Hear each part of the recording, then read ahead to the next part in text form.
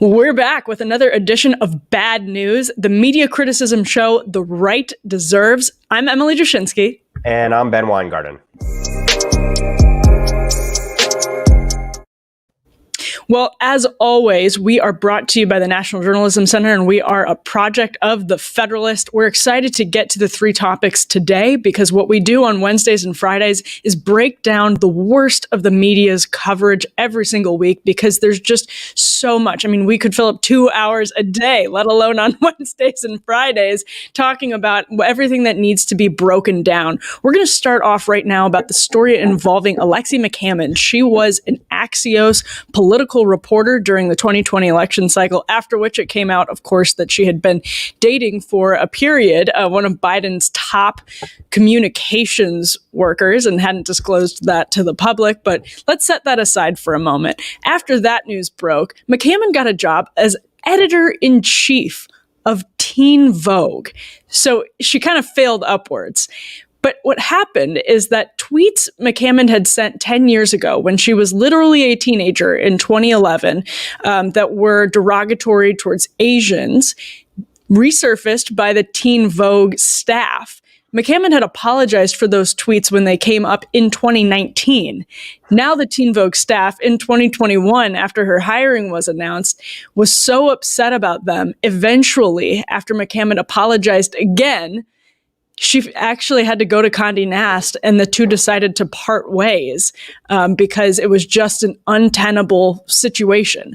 Now, I think the takeaway from this story is that it's amusing to see all of the people in the corporate media offering their support to McCammon and their condemnation of Condé Nast, because frankly, it's too little too late. It's great that they agree this crossed a line, but the corporate press has been fueling the cancel culture that led to McCammon's untenable situation at Teen Vogue, where she is being punished professionally as a 27-year-old woman who, by the way, gained a lot of acclaim for her coverage of the 2020 election by people in the corporate press. She's being punished now. Once again, after apologizing. The apologies are never good enough. The corporate press fueled this culture. They got us to this point, and now they're upset about it. Now, the takeaway is that the future, as I tweeted yesterday, and I'll put this tweet up on the screen, those Teen Vogue journalists that are upset about what happened, or that were upset about those McCammon tweets, irrationally so, as just about everybody agrees, they will soon be in charge of every legacy newsroom. And that's my take. Ben, what do you think about this story? I think you really hit the nail on the head in so many ways on this. And there's some poetic justice, obviously, in the fact that with the woke mob, you can never satisfy it. And what qualifies as virtuous and just one day is next day the most rank bigotry out there. Now, I understand these tweets have been characterized as racist and homophobic and objectively appear to be, but we're talking about college. And the fact of the matter is everyone's life going forward, younger people in this country, is going to be cataloged online and be able to be resurfaced forever. So what you say in high school, what you do in junior high school, I mean, going back to K through 6, all of it seems going to be fair game. And not only that, but the standards by which we adjudicate what is acceptable and what is not acceptable shift so radically. I mean, what were the normal political positions, or what were the political positions that were mainstream with respect to gay marriage or any number of other issues 10 years ago, 5 years ago? What qualifies as kosher at one point is not today, and it's going to continue this slide. And so obviously there's, kind of the perverse enjoying watching the left eating its own, and the cancel culture, it becomes ever more extreme, and fewer people are going to be left sort of protected at the end of it. And I think that Harper's letter that came out, I believe in 2020, with prominent academics and the journalists as well, saying basically, we really need to have free and open discourse, et cetera, was a realization that the mob was going to come for them. Actually, I view it as sort of a self-interested thing, even though I'm sure there are people who are intellectually honest among those signers as well and really do believe in free and open discourse. But at the end of the day, the fact of the matter is there are two sides to this. One is cancel culture is getting ever more extreme, and there's no limiting principle to it.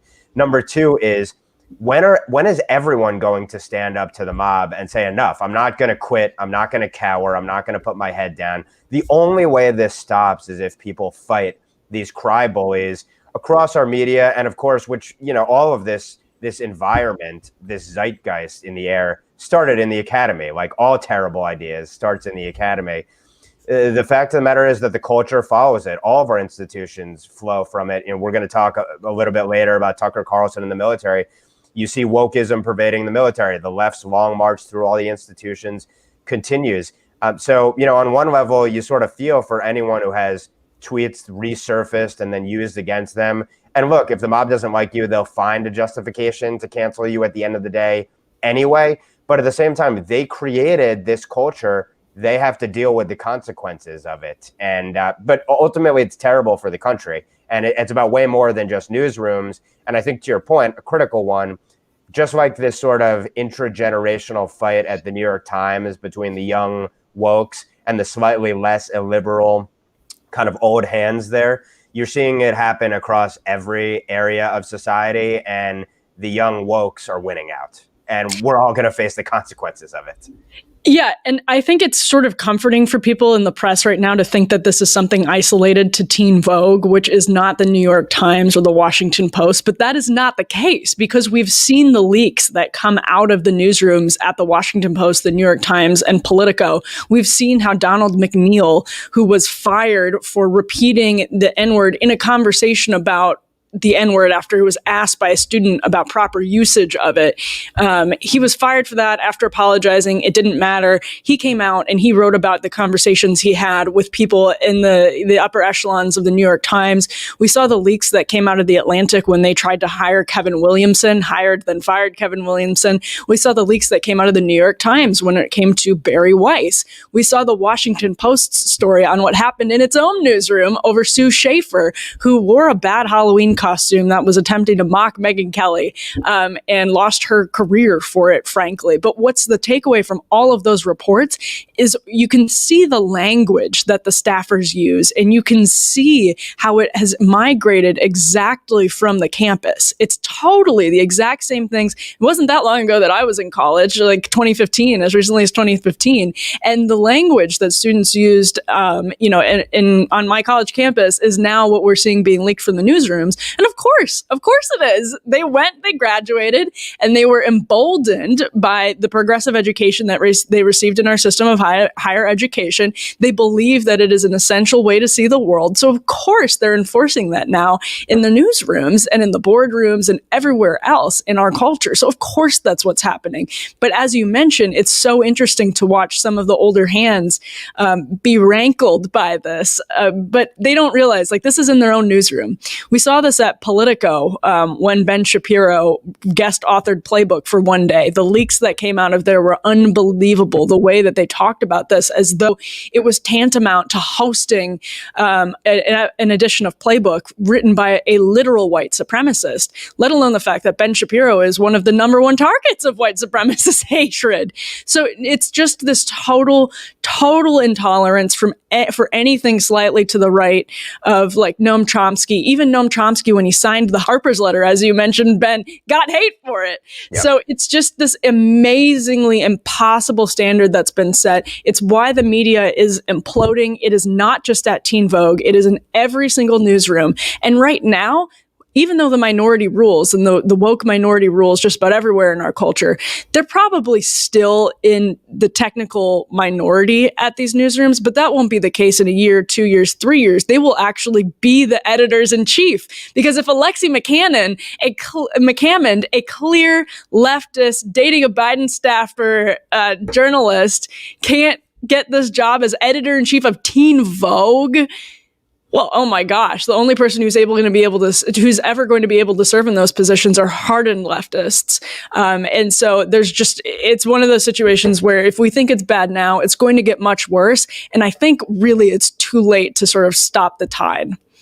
Yeah, this is kind of the anti-cultural revolution in full swing. Like I said, there's no apparent principle to it unless fire is met with fire. And it's clear that even though this is a minority, others are being cowed into going along with that minority, keeping their heads down, not visibly opposing it, publicly opposing it. And if you appease this sort of tyrannical, totalitarian perspective, ultimately it's only going to beget more aggression. And it's worth noting, we talk about kind of the pipeline between the campus and the media, and then all of the other commanding heights of society.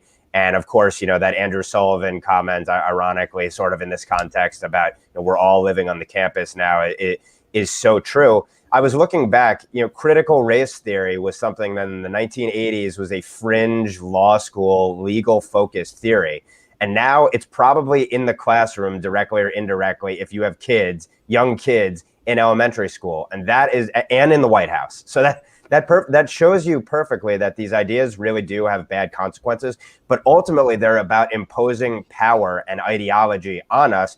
And this goes back to the fact that the media is not an arbiter of truth. It's not truth seeking. It ultimately seeks to impose an ideology on us. And we have to get away from that, or we have to break it down. And that's why we're trying to deconstruct it in their lingo with a show like this. Yeah, absolutely. And the final point I'll add to that is they have this intense insistence that what they're doing is scrubbing the country of any lingering bigotry, and that what they are doing, like, this is punishment for McCammond. She is somebody who bought into the sort of like bigoted, the bigoted structure of American culture, and she's now suffering the punishment for it, and it's fair and just. But of course it's not. It's just that's their standards for what's fair and just. But their standards are not, as you say, based on any limiting principle, and they are not coherent. It's just sort of this like haphazard, sloppy interpretation of critical race theory and of everything that's taught on academia that's not really rooted in a sound and coherent foundation. And so that's why we see these like wildly incoherent decisions being made. It's a really sad statement on our education system, and it's a completely terrifying preview of what's to come, because we don't really need a preview of how bad it's going to get. We're already sort of like living in it, but I think it's just going to get worse.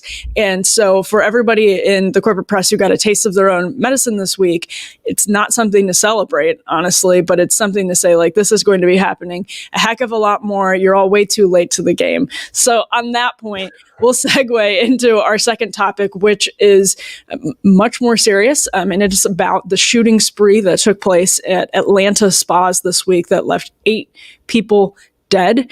We've already sadly seen the corporate press run with the narrative before we know whether or not that narrative is true. Now, I'm going to put up a report from Reuters on the screen right now that makes clear how uncertain this narrative is. So, motive in Georgia spa shootings, uncertain, but Asian Americans fearful. Okay. Georgia authorities charged a man with the fatal shootings of 8 people, including 6 Asian women, at Atlanta area spas, and the violence heightened fears among Asian Americans already rattled by the rise in hate crimes directed at them since the pandemic began. Here's another paragraph from that story. Nonetheless, authorities said nothing that Long told them in interviews indicated he was motivated by racial animosity, though they stressed the investigation was in its early stages. So what we know is that the suspected shooter, he's actually admitted to the crime. So the shooter has said that the spas were seen by him as a temptation, and he wanted to get rid of that temptation. It sounds like he believed they were a sexual temptation that he wanted to rid. We know that most of the victims were Asian, but some of them were not. One of the victims is Hispanic. I believe a couple of them are white. So we know that everything that has been said by the shooter himself, we don't seem to have any information indicating that this was a hate crime, a racially motivated hate crime. But that really is a narrative that has been latched onto by people in the media, and I would say irresponsibly so, because when that happens before we have the evidence, as the authorities have said, they've said openly, we're in the early stages and we're not ruling it out. But when the media latches onto a narrative before before authorities are able to confirm it. And we saw Reuters being kind of careful there. But when that happens, you don't get the truth. And what happens when we don't get the truth? We sort of take that for granted. We aren't able to address the problem adequately. So if what we're seeing here is an example of violence stemming from men's, let's say, poor or dangerous new sexual habits, that's an important conversation if it's going to, be something that's carried out on more spa workers or women in general. But we can't have that conversation if we're talking about the wrong narrative and the wrong motive. What do you make of this, Ben? It's just so transparent that they're trying to exploit a tragedy here from someone who, by all accounts and all the reporting that we've seen, was mentally off and acted out on that mental instability in the most gruesome and horrific of fashions. And so injecting race into this in the first place, it's just clearly exposing how transparent the media is in the fact that at the very best, it's acting with the blinders of only being able to see every issue through the prism of race rather than on its merits, i.e. it's not doing its job. And then even beyond that, there's this broader narrative that's been formed that has been put forth really over the last year plus in the media, which is, and I'm going to simplify it here, Donald Trump called it the China virus or the Wuhan flu or Kung flu, and consequently there's been this outpouring of hatred against Asians. So you can tie all of this back to Donald Trump and conservatives. That is really the meta narrative that looms over all of the kind of reporting like this. And essentially, I've seen there are maybe 2 studies out there that seem to show that there's been a dramatic rise, albeit from very low levels, of anti-Asian hate in this country. One of the sources, and I've done some writing on this for Newsweek, I wrote about the fact that the Biden administration put in place a ban at the executive level on referring to the Chinese coronavirus by its rightful name. They did that as a consequence of, they cited the rise in hate against Asians, but the only real report that they were justifying that on that one could find, and that was cited, by the way, glowingly by Chinese Communist Party mouthpiece media as well, was this Stop Anti-Asian American Hate organization backed by a panoply of left-wing organizations. And the basis of this survey data that they were showing was essentially people going to an online platform and reporting harassment or threats that they had faced. So this wasn't scientific. This wasn't an empirical study. This wasn't based on police reporting. This was people self-reporting to a portal controlled by a bunch of left-wing organizations that were promoting this sort of view that anti-Asian hate was on the rise. And it's not to discount the fact that that may have been the case, but attributing it to, of course, the president, Republicans, evil conservatives, racist bigots, and the like. It's just so transparent that this is all part of forming a narrative. So they will grasp at straws, even to something so tangentially related to this, i.e. a horrific event like this. And it shows you that they have no shame, essentially. They're willing to exploit any tragedy to serve a political end here, and are doing so in such a pathetic way in this case, because there's nothing to justify throwing in this narrative about Asian fears as a consequence of this. It's just so blatant and transparent. They have to be called out on it every day. It's just unacceptable. Irresponsible, the word you used, is the proper word, and maybe it's even too light to describe what's going on here. I mean, yeah, it's reckless. It really is. And what's most irritating is the disservice that they're doing to the public. And so it sort of flies in the face of this idea that journalists see themselves, and I say this all the time, as the firefighters of our politics. But if you see yourself that way, you should want to sincerely fulfill your duty, your important duty to the public, which is to provide the truth over everything, over your narrative, over your ideology, over everything. But as you mentioned in the last topic, which is interesting to see how it connects to this one, they really are about ideology over everything. They're not about facts over everything. They sort of have created this calculation mentally where the ideology is more important than the facts. And so sometimes they are doing this consciously, and sometimes it's unconscious, where they're so deeply ideological in ways that they don't even fully understand. They don't see sort of their identity politics as an ideology. They see it as like the essential truth. Even though they'll also say that truth is relative, et cetera, they see that as like the essential truth. And so that's what trumps fact. the identity politics will always come in front of it for so many folks. And that's not to say there wasn't some restrained coverage of the shootings. Like we saw that Reuters report, which sort of combined the narratives, but in a more careful way. It's not to say that, but like there literally is nothing to indicate right now that this was an anti-Asian hate crime. And we really have seen that take off. And we've seen people who purport to be serious, neutral, objective journalists contribute to that. And it's unfortunate because we don't know the truth. What we know so far isn't in favor of that narrative or doesn't support that narrative. And so what this does is create a false impression of the facts. And the effect of that, unfortunately, could be to stoke unnecessary fears among people, which is a terrible thing to do. And frankly, just to give people a wrong impression of something that happened. And it's really sad to see it. And I actually think this is something that would not have happened before. There are a lot of things that were happening before the last few years, but I think the way that we've seen this take off, I'm not sure that this would have happened 10 years ago. I think anybody who had sort of jumped onto this narrative 10 years ago right away, they would have gotten some blowback from people in the press. But now it's like none of that. And it's the same thing with Alexei McCammond, as we talk about. When they accept these journalistic failures because they're too afraid in the moment to push back, it's not worth it to push back and say, oh, wait a minute, we don't have the facts on this yet. Let's be a little bit more careful. It's going to just keep getting worse and worse until it comes to something that affects them. When it comes to a friend of theirs or whatever, and then they're going to say, wow, this is ridiculous. And it's like, yeah, this is death by 1,000 cuts. This is the metaphor of the boiling frog. It's been ridiculous. You are just now motivated to say something. Yeah, and the last thing I'll point out, kind of to build off of that point, is, of course, when the identities are flipped in terms of victim and victimizer, and it's a group that's perceived as or it's an individual who is grouped because the left deals in groups and pits us against each other. And it's an identity that the left feels needs to be protected, or really, I believe, cynically, believes that it's going to get future votes from. There will never be a rush to judgment as to the motives. There won't be a reporting on the background of the victimizer.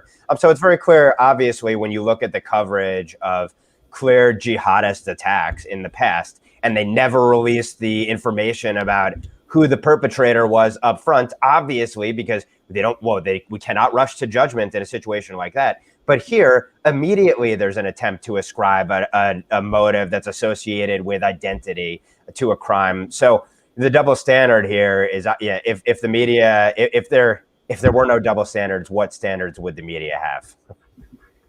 That's a good point. I'm going to play a clip from Tucker Carlson tonight. Most important, a weak military means no country, period. So on Monday, when we saw Joe Biden pledge to bring a, quote, intensity of purpose and mission to really change the culture and habits of the U.S. military, we paid attention to it. Here's what Biden said. Some of it's relatively straightforward work, where we're making good progress designing body armor that fits women properly, tailoring combat uniforms for women, creating maternity flight suits, updating requirements for their hairstyles. Creating maternity flight suits. Maybe those suits have been around for a while. We'd never heard of them. But here was the President of the United States promoting them at a press conference. And that phrase stuck out. Not because we have some hateful bias against pregnant women flying military jets. We're pro-pregnancy, as we often say. We're also open-minded. Maybe pregnant women make the best pilots. The Department of Defense measures everything, so there's got to be extensive research on this question. If the Pentagon can show that pregnant pilots are the best, we will be the first to demand an entire Air Force of pregnant pilots. The problem is we're pretty confident that Joe Biden hasn't asked to see those numbers. We'd bet money that Joe Biden never even thought to ask. The rest of us depend on the U.S. military to protect our families and protect the country itself. But Joe Biden doesn't see it that way. Finding the most effective military pilots or infantry officers or SEAL teams is not his priority. It's not even close to his priority.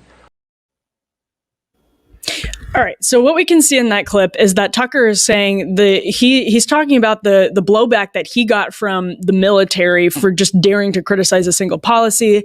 Ben, what did you think about this saga as it played out all week? Yeah, and I will refer our viewers to my comments because I wrote a fairly lengthy column about this at the Epic Times yesterday, where I essentially argued that the Tucker Carlson military Contra Temps that we're seeing really just shows that the left's long march has reached its dangerous apex, in that we have seen the hyper politicization of the military at the highest levels. And Tucker exposed it for all of America to see and consequently received blowback for it. But actually, this is really one data point of a whole raft of data points that I cite, even going back to when Major Nidal Hassan shot up Fort Hood, Texas base and killed around a dozen people and injured 30 more. And the military went out and said, this was a tragedy, but an even worse tragedy would be if this makes us less diverse, essentially, in the military. And the Obama administration at that time classified it as workplace violence, not an act of terror. So there's a whole long history here that needs to be and that context needs to be framed around what Tucker was identifying. And what he was saying was basically, look, the military has to be focused on one thing and one thing alone, and that is winning wars, crushing our adversaries, deterring them from ever threatening the American people, period, full stop. Once it strays into anything else, social engineering, political correctness, having books for their leaders in the Navy, such as Ibram X. Kendi's How to Be an Anti-Racist, we're going to destroy our military. And if we destroy our military, which underpins our peace and prosperity, we're not going to have a country. Pretty simple argument to make. The military should never have responded to this in the first place. So the one initial aspect of this that is remarkable is that the Department of Defense newsroom put out this press release, which was almost parodic in scolding Tucker Carlson, and it shows pictures of female soldiers of all different colors as if to stick it to anti-women, bigoted Tucker, when that completely is beside the point of the merits of what he was saying, which is the military needs to focus on merit, period, full stop. It wasn't an attack on identity.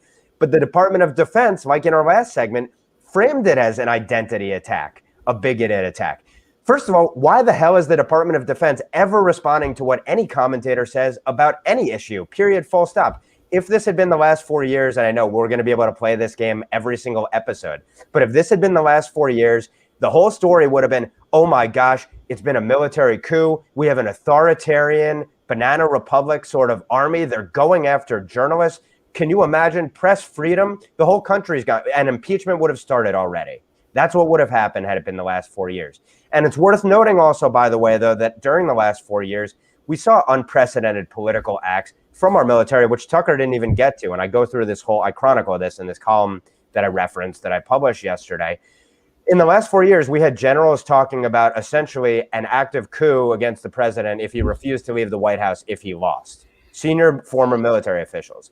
We had people, the U.S. envoy to Syria, Jim Jeffrey, said literally in his words that the military played, quote, shell games when it came to the numbers of troops remaining in Syria, trying to hide it from the president. I mean, this is rank insubordination that literally could lead to the decay of our entire fighting force. We had any number of Lieutenant Colonel Vindman. The whole impeachment itself was called over essentially a whistleblower via Vindman, who said essentially, I disagree with the president's policy call, and thus we need to impeach him. This kind of politicization, and of course it goes back to the Obama administration as well, this kind of politicization is so corrosive, reflective of what we talked about at the top, that the leftist culture, its long march, has triumphed and is toppling all of these institutions. And Tucker's crime was pointing that out. And the fact, of course, that the media didn't rush to his defense when the Department of Defense went after him is one aspect of this.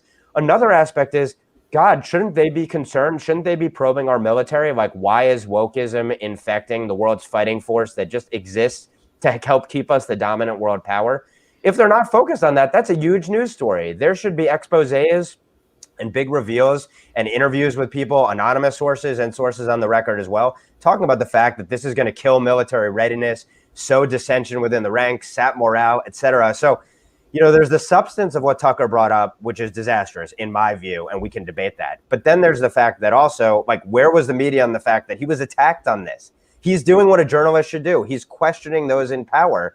And the fact that those in power responded the way they did just proved his point. And that's Tucker's ultimate sin.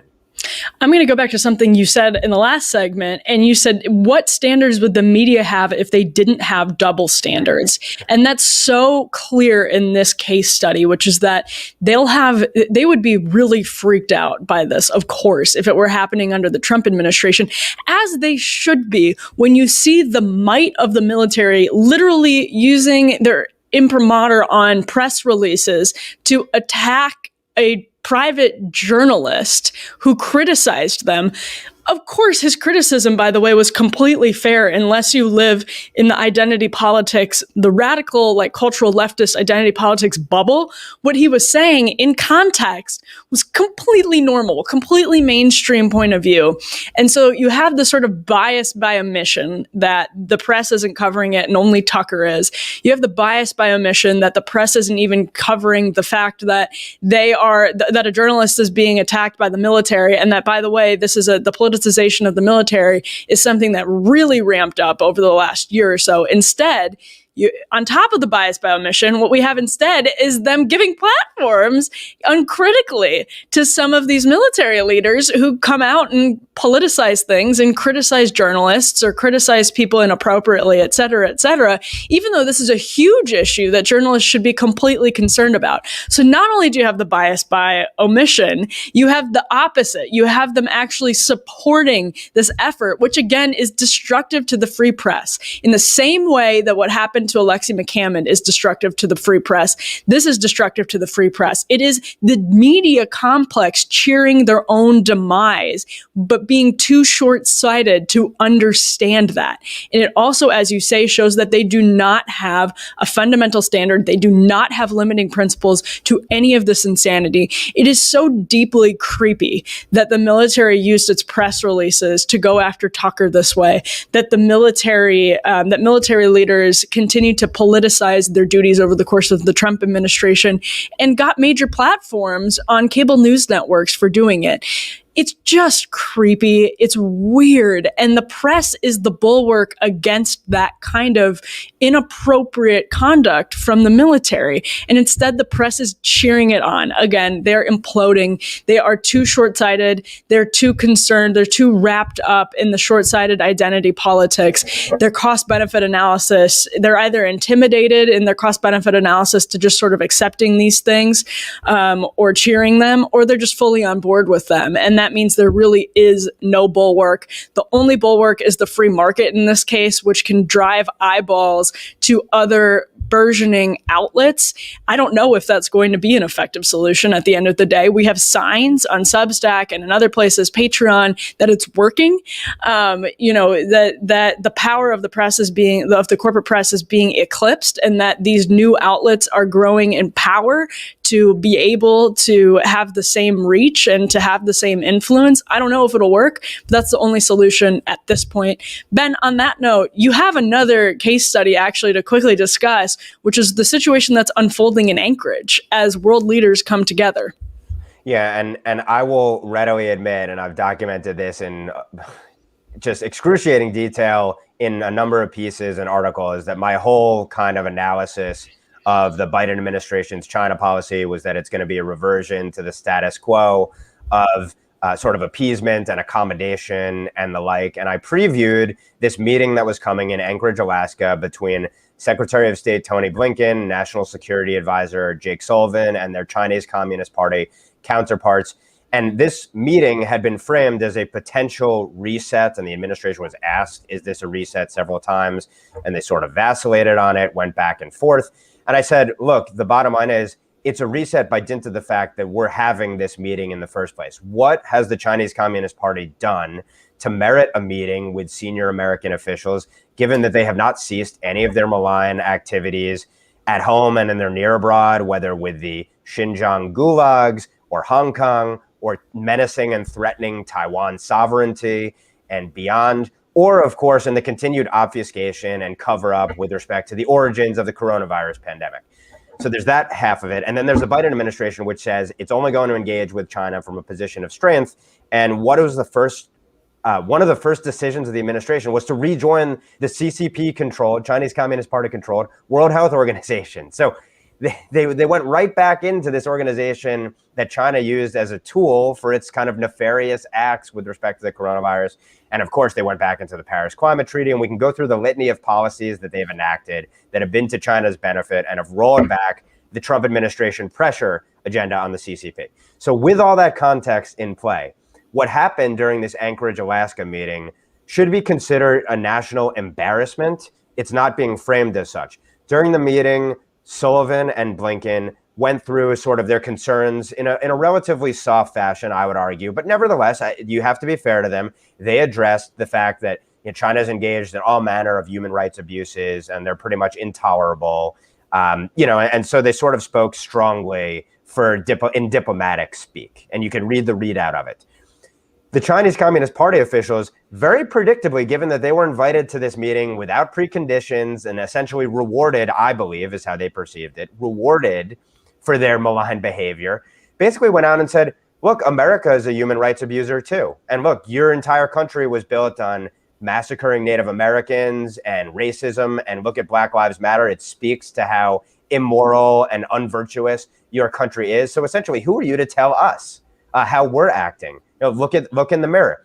They basically threw the left's narrative about America right back in the face of the administration that represents leftists in this country, and essentially said, we neither fear you nor do we respect you, and we're actually going to use your own agitprop against you right here on the national stage. How did the media portray day one of these meetings, which I believe, this is me editorializing, were an embarrassment to the country? They said essentially that there was just a fiery exchange. And the way that they framed it was essentially, wow, this is a diplomatic meeting in which, the representatives from both sides were going to speak on camera for a few minutes, say some nice things, maybe some slightly stronger things, and that would be it. Instead, the meeting went as a sort of a tit for tat, arguing in front of the media. And so fiery exchange is how it was portrayed. But is that really the takeaway? No, the takeaway is China's response was to throw back in America's face the exact narrative that the Biden administration puts forth. And that demonstrates clearly that they do not fear this administration. And yes, that's my opinion. That's how I see the takeaway of it.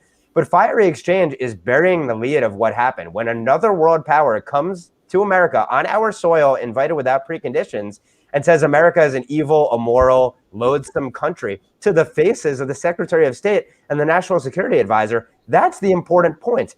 The fact the media didn't focus on it in that light, it's self-evident, or it's implicit, that it's trying to present the fact that the Biden administration is talking tough on China in contrast to, and basically continuing the policies of the Trump administration, because they can't say Trump was weak on China, really.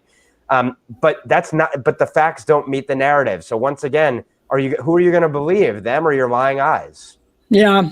And another thing I'll add to that is, in the same way the Biden administration struggled to defend the country because they have a lapsing patriotism induced by their commitment to identity politics, whether it's feigned or sincere. And I think they're kind of split on that, feigned for the sake of political expediency or sincere because they're also a product of our system of higher education. Whatever it is, the media is in the exact same ideological position. They do not know how to defend this country from those attacks. It's slowly, gradually chipped away at their belief in patriotism and their belief in American exceptionalism. And so they no longer have a defense, which of course there are robust defenses of the country, particularly in contrast with China.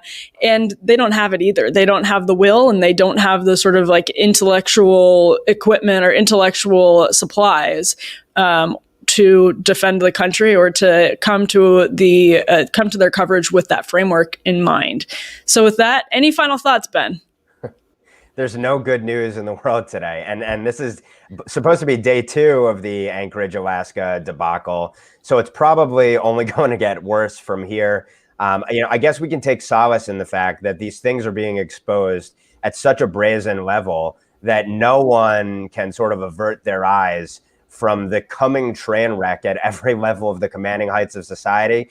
So they're discrediting themselves in real time for all the world to see. And that's a positive. We know where we stand as a country now. And now we have to do the hard work of exposing it, understanding the depths of it, and then figuring out a way to counter it. And this program exists in part to do just that, by getting at what is the truth of the situation, what's really going on here. And I would just suggest that everyone always be skeptical of every headline they see, and every pseudo fact cited, go to the main sources, go to the primary sources. That's the closest thing you're going to get to truth, unfortunately, from our corporate media today. Listen, there's a reason this show is called Bad News, and it's because bad news predominates when it comes to talking about the media these days. And we'll be back next Wednesday, and we'll be back next Friday with more of this. Of course, there will be no shortage of bad news for us to discuss, and we're under absolutely no delusion that the glass is half full when it comes to our establishment media in this country. So until then, this has been another edition of Bad News. We're brought to you by The Federalist. We're broadcasting from the National Journalism Center. I'm Emily Jashinsky. He's Ben Weingarten. Please stay tuned in the future for more editions of Bad News.